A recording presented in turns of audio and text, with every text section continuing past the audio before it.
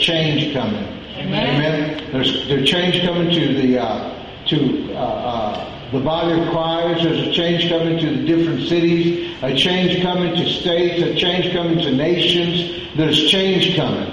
Amen. So if you don't know Jesus Christ as Lord and Savior, you need to go ahead and know Him, get acquainted with Him, get saved. We had a couple of young people get saved here Sunday night. They gave their life to the Lord, and praise God for it. Because at least we know that two people, amen, are not going to hell. And I think that that's what God has called us to do as a church, is to not only preach, but to go out and teach and to go out and get the people saved. Can you say amen? Amen. So what we need to do is just keep doing that, and keep doing it, and keep doing it. The Word of God says that a man that wins souls is wise. Yes. So that means if He says it's, we're wise, so that means we're wise. Can you say amen? Amen. So I just want to let you know that it's happening. I mean, things are happening. You that are viewing me by this telecast, I'm just letting you know that God is coming. God is coming with a fury. And I mean, folks, you do not want to be here when the fire